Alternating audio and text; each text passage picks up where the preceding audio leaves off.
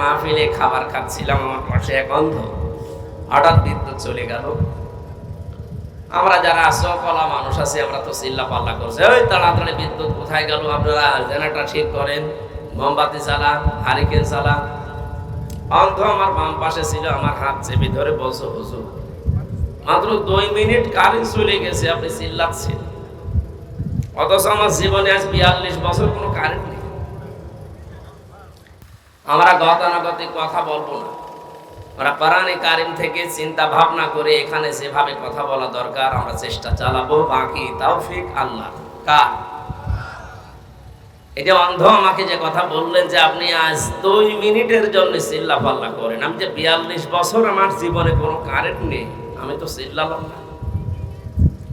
অন্ধ ওই দিন আমাকে বলেছিল, আপনি চোখওয়ালা মানুষদেরকে বলে দেবেন, যারা চোখে দেখে এরা তো ঘুমিয়ে থাকলেও স্বপ্নে দেখে, আর আমরা যারা অন্ধ ঘুমিয়ে থাকলেও দেখি না, স্বপ্নেই আমরা কিছু দেখতে পাই, শুধু আওয়াজ শুনি। সুতরাং যে আল্লাহ আমাদের এই 5টা স্পেশাল জিনিস দিয়ে দুনিয়ায় পাঠালেন, অন্য কিছু যদি আমরা না পাই তাও আমরা আল্লাহর উপরে খুশি, বলেন। কিন্তু এই নিয়ামতগুলো পাওয়ার পরে যে মানুষ আল্লাহকে ভুলে যায়। আমি 2024 সালের 5 আগস্টটা মিলিয়েছি কোরআনে কারিমের সূরা আনামের 44 নম্বর আয়াতের সাথে, হুবহু মিলে যায়। আল্লাহ রাব্বুল আলামিন বলেন, ফালাম্মা নাসু মা দুক্কিরু বিহি ফাতাহনা আলাইহিম আবওয়াবা কুল্লি শাই। যখন তারা আমার নিয়ম নীতি, আমার আদেশ, আমার আইন কানুন, আমি আল্লাহর বিধিবিধান ভুলে গেল, তাদের যে নিয়ামত দুনিয়ায় চলতে ফিরতে লাগে এটা আমি আল্লাহ আরো বাড়িয়ে দিলাম। এই জেলায় আসলে আমার মনে পড়ে এই জেলার কৃতি সন্তান, বিশিষ্ট ইসলামী চিন্তাবিদ, মাজলুম জননেতা বড় ভাই জনাব দেলাওয়ার হোসাইন সাইদি। ওয়ারফা'না লাকা যিকরাক। আল্লাহ তার গোলামকে যেন সম্মান মর্যাদার সর্বোচ্চ মাকামে পৌঁছিয়ে দেন। দল মত নির্বিশেষে কোরআন শুনতে যারা এসেছি আমরা, এটা এখন ইবাদত। এটা কি চলছে বলেন তো? ইবাদত যেভাবে করা লাগে আমরা ইনশাআল্লাহ সেইভাবে করব। একেবারে নিস্তব্ধ হয়ে যান ঘন্টা খানিক সময়ের জন্য। যে ইবাদতে কষ্ট বেশি হয় ওই ইবাদতে সওয়াব বেশি হয়। এখানে আমরা এমনিতেই প্রচন্ড গরমে আছি, এরপরে গাদাগাদি করে বসে আছি, না পেয়ে দাঁড়িয়ে আছি অনেক। সুতরাং আপনাদের যারা কষ্ট বেশি হচ্ছে তাদের সওয়াব বেশি হবে। আল্লাহর দিকে তাকিয়ে ধৈর্য ধারণ করে এই কষ্ট সহ্য করে আমরা বলছি আলহামদুলিল্লাহ। বিশাল একটা নিয়ামত আল্লাহ দিয়েছেন আগস্টের 5 তারিখের পর থেকে। এই মানুষগুলো এক জায়গায় হওয়ার জন্য প্রশাসন থেকে শুরু করে এলাকায় যারা দায়িত্বে ছিলেন, সরকারে কমপক্ষে 14-15 জায়গায় অনুমতি নেওয়ার জন্য যাওয়া লাগতো। কিন্তু আল্লাহ আমাদেরকে উন্মুক্ত এই পরিবেশ, বাক শক্তি, কথা বলার যে শক্তি দিয়েছে, এটা মানুষের সামনে আমরা যেন বলতে পারি, সেই যোগ্যতা যিনি আমাদেরকে দিয়েছিলেন, আমাদের কণ্ঠরোধ কারো যারা রেখেছিল তাদের হাত থেকে আল্লাহ মনে হচ্ছে নিজে কেড়ে নিয়েছেন। কেন নিজে কেড়ে নিয়েছেন বললাম? কারণ এই কথা বলার যে শক্তি এটা দুনিয়ার কেউ আপনাকে দেয়নি, এটা দিয়েছে কে? খালাকাল ইনসান আল্লামাহুল বায়ান।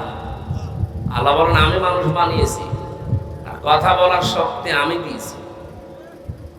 এই বায়ান শব্দের ব্যাখ্যায় লেখা আছে তাফসীরে ফি জিলালিল কোরআন। মুফাসসির বলে মানুষের কথা বলে, এই কথা বলার জন্য এই কয়েক ইঞ্চি কণ্ঠরোধের কণ্ঠের যে জায়গা, এই জায়গাতে 27টা স্তর করা আছে। একটা কথা বের হতে 27 জায়গায় ধাক্কা লাগার পরে বের হয়। এটা দুনিয়ার কেউ আমাদেরকে দেয়নি, শুধু আল্লাহ দিয়েছে। আল্লাহর পক্ষ থেকে মানুষের কাছে স্পেশাল ভাবে 5টা জিনিস পাওয়া যায়। 1 নম্বরে এই যে কথা বলার যে শক্তি, শ্রবণ শক্তি, দর্শন শক্তি, বাক শক্তি, আঁকের শক্তি, ঘ্রাণ শক্তি। এই 5টা দুনিয়ার কেউ দেয় না। মায়ের পেটের ভেতরে আল্লাহ যাকে ইচ্ছা করে তাকে দেয়, যাকে ইচ্ছা উনি দেয় না। যে সেইটা পায় না সেই বিষয়ে অপূর্ণাঙ্গ হয়ে দুনিয়ায় আসে। যদি কথা বলার যোগ্যতা আল্লাহ মায়ের পেট থেকে আমাদের না দিয়ে বের করে দিতেন, আমরা বোবা হতাম। কি হতাম বলেন তো? যদি দর্শন শক্তি না দিত, আমরা কানা হয়ে বের হতাম। যদি শ্রবণ শক্তি না দিত, আমরা কালা হয়ে বের হতাম ঠিক, কিন্তু অপূর্ণাঙ্গ হই। আর একটা নিয়ামত যদি কম পেতাম, সারা জীবনের জন্য মানুষের কাছে গালি শুনতে শুনতে জীবন শেষ হয়ে যেত। যারা কানা, অন্ধ মানুষ, যারা এদের শরীরের ফিটনেস যাই থাক, নাম মানুষ ডাকলে কি বলে? বলেন বল, কত বড় একটা নিয়ামত আপনি পেয়েছেন। যদি হিসাব করেন, কিয়ামত পর্যন্ত শুকরিয়া আদায় করেও শেষ হবে না। কুমিল্লায় এক মাহফিলে খাবার খাচ্ছিলাম, আমার পাশে এক অন্ধ। হঠাৎ বিদ্যুৎ চলে গেল। আমরা যারা সকলা মানুষ আছি, আমরা তো চিল্লা পাল্লা করছি, ওই তাড়াতাড়ি বিদ্যুৎ কোথায় গেল, আপনারা জেনারেটর ঠিক করেন, মোমবাতি চালান, হারিকেন চালান।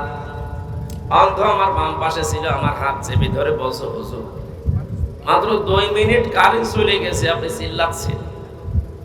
অথচ আমার জীবনে আজ 42 বছর কোনো কারেন্ট নেই। আমরা গতানুগতিক কথা বলবো না, আমরা কোরআনে কারিম থেকে চিন্তা ভাবনা করে এখানে যেভাবে কথা বলা দরকার আমরা চেষ্টা চালাবো। বাকি তৌফিক আল্লাহ। কার? এই যে অন্ধ আমাকে যে কথা বললেন যে আপনি আজ 2 মিনিটের জন্য চিল্লা পাল্লা করেন, আমি যে 42 বছর আমার জীবনে কোনো কারেন্ট নেই, আমি তো চিল্লালাম না। অন্ধ ওই দিন আমাকে বলেছিল, আপনি চোখওয়ালা মানুষদেরকে বলে দেবেন, যারা চোখে দেখে এরা তো ঘুমিয়ে থাকলেও স্বপ্নে দেখে, আর আমরা যারা অন্ধ ঘুমিয়ে থাকলেও দেখি না, স্বপ্নেই আমরা কিছু দেখতে পাই, শুধু আওয়াজ শুনি। সুতরাং যে আল্লাহ আমাদের এই 5টা স্পেশাল জিনিস দিয়ে দুনিয়ায় পাঠালেন, অন্য কিছু যদি আমরা না পাই তাও আমরা আল্লাহর উপরে খুশি, বলেন। কিন্তু এই নিয়ামত গুলো পাওয়ার পরে যে মানুষ আল্লাহকে ভুলে যায়। আমি 2024 সালের 5 আগস্টটা মিলিয়েছি কোরআনে কারিমের সূরা আনামের 44 নম্বর আয়াতের সাথে, হুবহু মিলে যায়। আল্লাহ রাব্বুল আলামিন বলেন, ফালাম্মা নাসু মা দুক্কিরু বিহি ফাতাহনা আলাইহিম আবওয়াবা কুল্লি শাই। যখন তারা আমার নিয়ম নীতি, আমার আদেশ, আমার আইন কানুন, আমি আল্লাহর বিধিবিধান ভুলে গেল, তাদের যে নিয়ামত দুনিয়ায় চলতে ফিরতে লাগে, এটা আমি আল্লাহ আরো বাড়িয়ে দিলাম। আয়াতটা একটু বাস্তবে মিলান তো। 2006 সালের এই যে অক্টোবর মাসের 28 তারিখে এই বাংলাদেশে একটা ট্র্যাজেডি ঘটেছিল। লগি বৈঠা নিয়ে মানুষকে যেভাবে পিটিয়ে মারার পর তার লাশের উপরে ড্যান্স দিয়েছিল, এ দৃশ্য আমি কোনোদিন কোনো কিতাবে বইতে পড়া তো দূরের কথা, শুনিও নাই।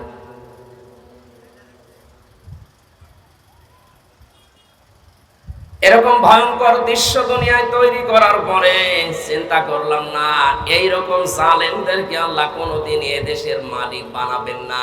কিন্তু 2 বছর পরেই দেখলাম আল্লাহ ঠিক রাখে নাই। এই ফাতাহনা এর সরাসরি ফাইল আল্লাহ নিজে। আল্লাহ বলেন, মানুষ যখন আমাকে বলতে আরম্ভ করে, আমার আদেশ যখন ভুলে যায়, তাদের নিয়ামত আল্লাহ কোন বাড়িয়ে দেয়। অথচ সূরা ইব্রাহিমের 7 নম্বর আয়াতে আমরা এর আগে জানি, লাইন শাকারতুম লাযিদান্নাকুম ওয়া লাইন কাফারতুম ইন্না আযাবি লাশাদীদ। অবশ্যই যারা আমার নিয়ামত পাওয়ার পরে শুকরিয়া আদায় করে, ওটা আমি আল্লাহ তাদের জীবনে বাড়িয়ে দেই।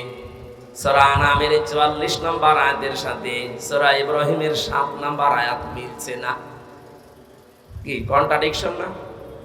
আগে বললেন যারা আমার আয়াত ভুলে যায় তাদের নিয়ামত আমি আল্লাহ সব বাড়িয়ে দেই, যত আছে। আবওয়াব দিয়েছেন বাবের বহু বচন, যত রহমতের বরকতের দরজা তাদের জীবনে সুখ শান্তি পাওয়ার জন্য লাগে, সব খুলে দেই। অথচ আগের আয়াতে জানালেন যারা শুকরিয়া আদায় করে আমি আল্লাহ তাদের বাড়িয়ে দেই। কোরআনে কারিমে আল্লাহ দিয়েছেন, ওয়ালাউ কানা মিন ইনদি গায়রিল্লাহি লাওয়াজাদু ফীহি ইখতিলাফান কাসীরা। কোরআনে এমন কোন বক্তব্য আমি দেইনি যে একটার সাথে আরেকটা মেলে না, এরকম কথা কোরআনে আছে? নেই। এখন দেখলাম দুইটার সাথে মিলছে না। বাস্তবতা কি তাহলে? সূরা আনামের 44 নম্বর আয়াত আল্লাহ দিয়েছেন ওই মানুষগুলোর জন্য, আল্লাহর নিয়ামত পাওয়ার পরে যারা সত্যি ভুলে গেছে তাদের নিয়ামত আল্লাহ বৃদ্ধি করে দেয় কেন?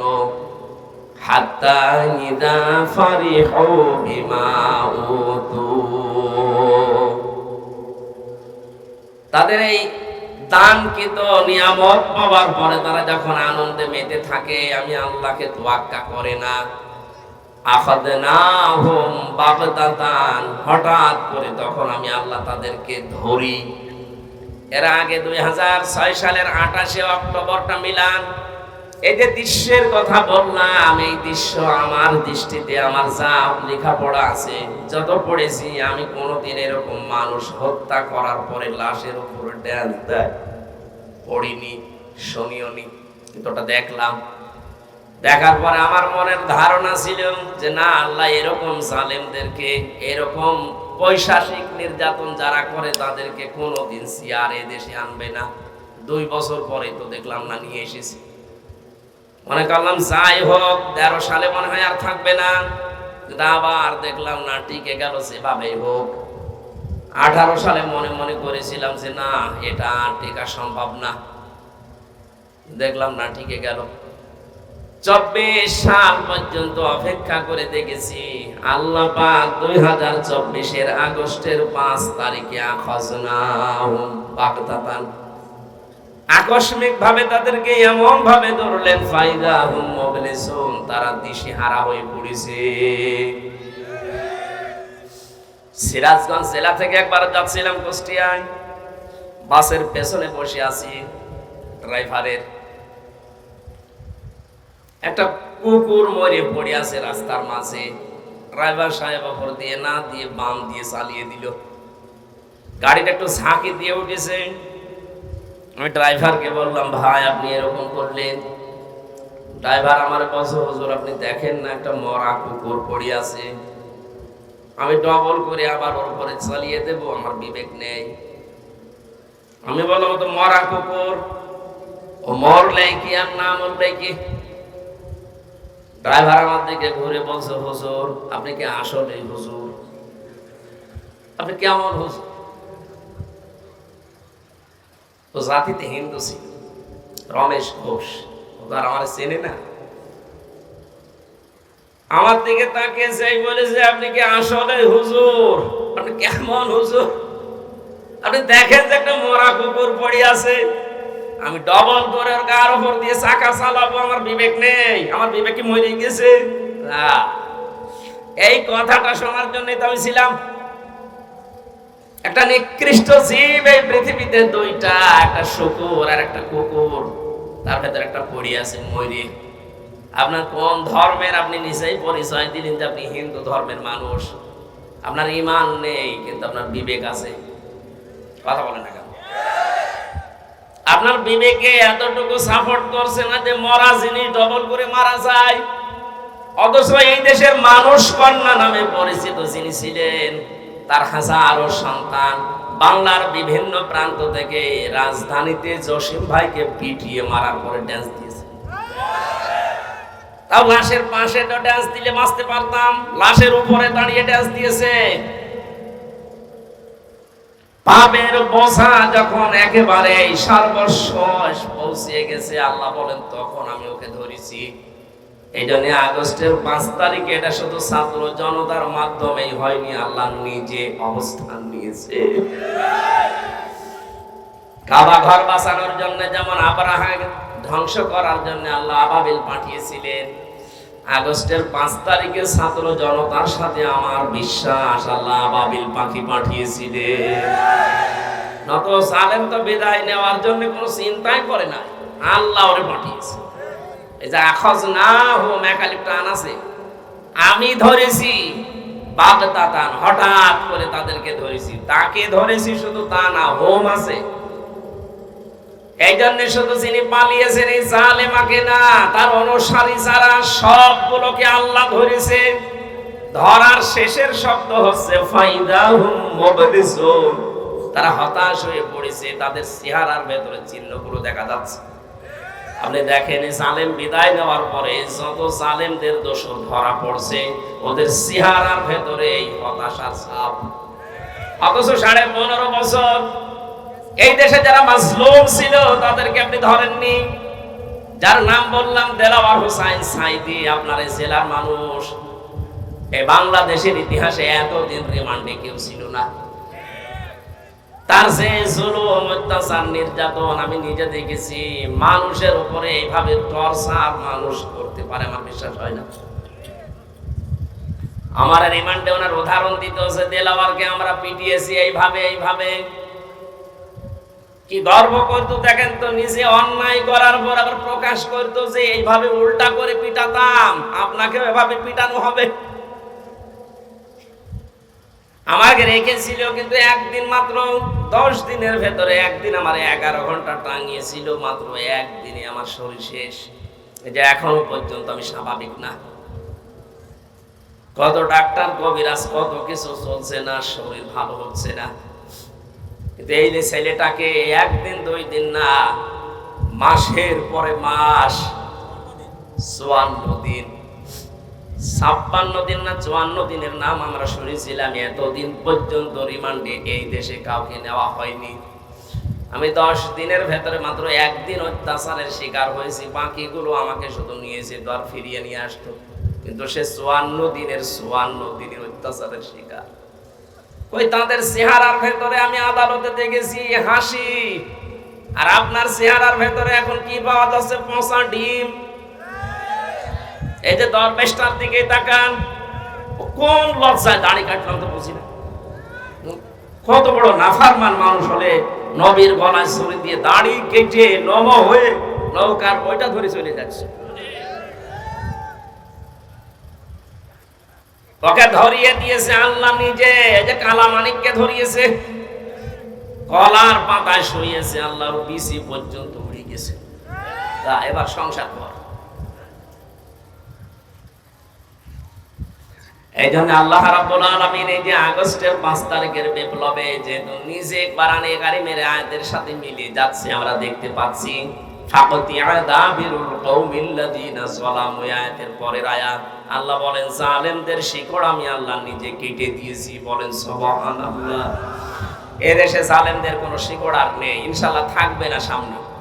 যারা আছে জালেমদের দোষর, যদি মুখ বের করেন এ দরবেশের মতো ধরা খাবে।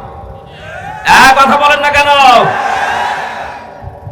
ওয়া আম্মা মান সাকুলাত মাওয়াজিনুহু ফাউম্মুহু হাবিয়া ওয়া আম্মা মান খাফফাত মাওয়াজিনুহু ফাউম্মুহু হাবিয়া। কিয়ামতের দিন আমলে যাদের নেকির পাল্লা হালকা হবে, আল্লাহ তাদেরকে মায়ের কাছে পাঠাবেন। এখানে মা মানে জাহান্নাম। জাহান্নামের যে শব্দটা আল্লাহ উল্লেখ করার সময় উম্মুহু দিয়েছেন, মায়ের নাম দিলেন কেন? কারণ মায়ের কোলে মানুষ নিরাপদে থাকে। কথা বলেন না কেন? ওনাদের মা যেহেতু পালিয়েছে, আমরা চাই এদেশে যদি ওইরকম কিছু করতে চান আপনারা মায়ের কাছে চলে যান, নিরাপদে থাকবে। এই দেশে থাকলে আপনি মুখ বের করবেন আর ধরা খাবেন, কারণ যা করেছেন ওটা তো আপনি বলতে পারবেন না।